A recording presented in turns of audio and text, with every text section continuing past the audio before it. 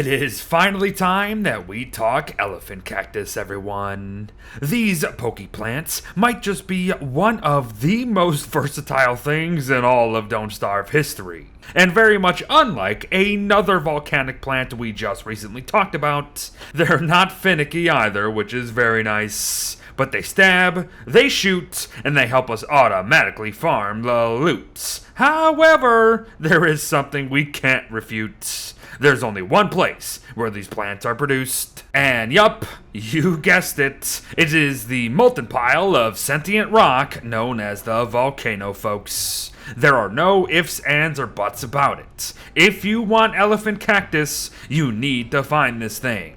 So then, let me help you with that. Basic spawning habits of the volcano dictate that it should spawn in and around any of the four corners of our shipwrecked worlds. And while that sounds like it should make things super simple for us, we have to remember just how flippin' big shipwreck can be. And just how much water is gonna be between us and it, potentially. The volcano can truly be a sneaky bugger out there in the deep oceans. But there is a more surefire solution at the end of the day. And oddly, it's jellyfish, folks. Flippin' jellyfish. But not just any jellyfish. The rainbow jellyfish of the volcano itself. For you see, every new moon marks the beginning of the great rainbow jellyfish migration from the bottom of the volcano here to the center of the map. Well, more or less. So then, if you happen to see a large group of glowing jellies all swimming in the same direction,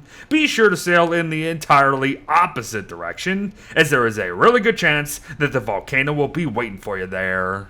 Good stuff. But yes, back to our regularly scheduled programming here. Just like how we see with coffee, most elephant cacti will be nothing but withered upon first arrival into the volcano biome. However, you might get lucky with a few active ones if you're quick enough, if you know what I mean. But arrive or re-enter the volcano come dry season, however, and most will have become active themselves with zero help from us. Good stuff. But pretty much as soon as the world hits mild season again, expect them to return to their withered state very, very quickly. Well, the natural ones, that is. But that last bit sounds like we can transplant these anywhere we please, huh, Beard? Yes, indeed, friend. However, it's not as easy as shoveling any that you see. For one thing, digging up a withered cactus plant will only result in twigs, which ain't great, as cacti are not renewable. For another, an active cactus is not just going to let us walk up to it without a consequence. For you see, active cacti have a ranged area of effect spike attack that deals 20 damage to anything and everything around them, including walls, mind you. And furthermore, any damage dealt to an elephant cactus will result in the plant damaging its attacker by an additional 10 points, all the while still launching its spike attack. The latter is quite dodgeable at the end of the day. However, I wouldn't really have that diminish just how dangerous these can be if improperly handled at times. So then, let's not be numpties and actually handle them properly, yes? Let's say you've just arrived at the volcano and want some cacti to take home with ya, but they're all withered. No worries, as just like coffee, we can use ash to fertilize as many elephant cacti as we please, so get to it. Then, using any resource practically, although rope burns for longer than most at the end of the day, so make note, we can actually harm cacti with fire damage by placing said resource under some and lighting it on fire. Then, we simply just sit back and wait, having taken no damage at all, because we hopefully also baited out the cactus's ranged attack before doing any of this. It's easy peasy. Especially when we can actually negate that ranged attack altogether with cactus armor here.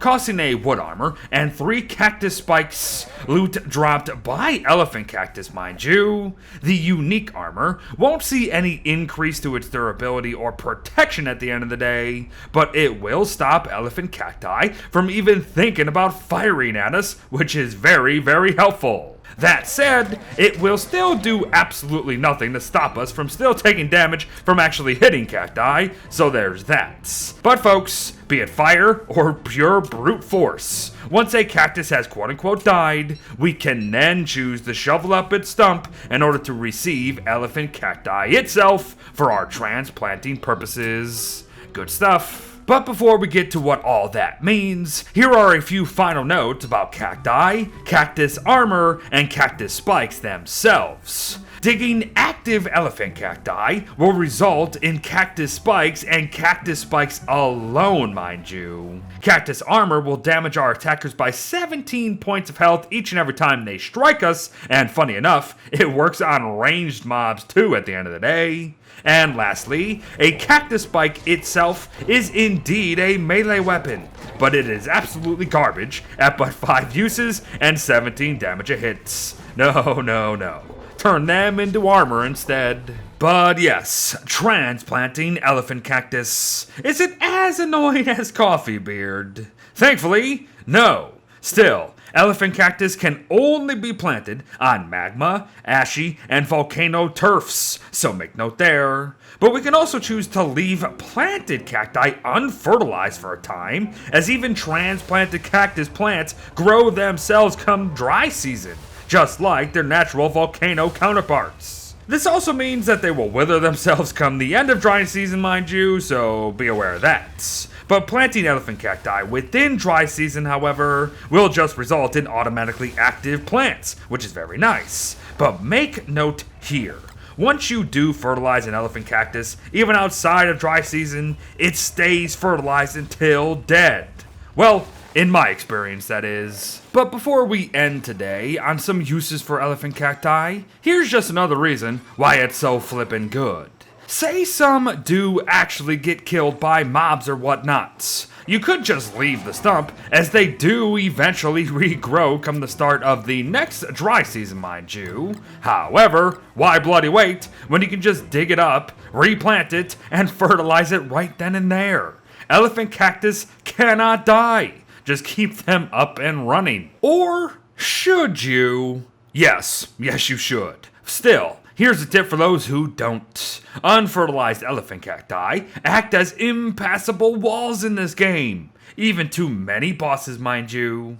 And this is huge, considering how Don't Starve kinda lacks in that regard compared to Don't Starve Together. So take advantage. But Beard, what is elephant cacti actually used for at the end of the day?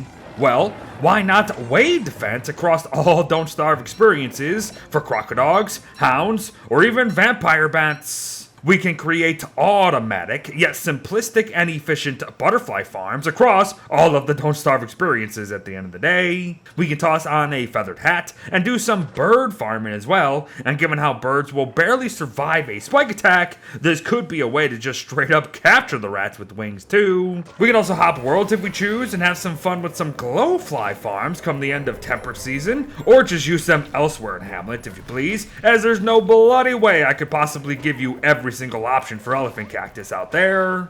Automatic gobbler farms, though, are hilariously simple with elephant cacti. We can stop prime apes from messing with us by giving them some spikes to wake up to on occasion. Dragoons can also suffer the very same fate too if you want to farm their hearts a little faster than normal. Snakes can be farmed come dusk if that floats your boat, I guess. And maybe you'll even want stingers and honey, so you just go for bees instead.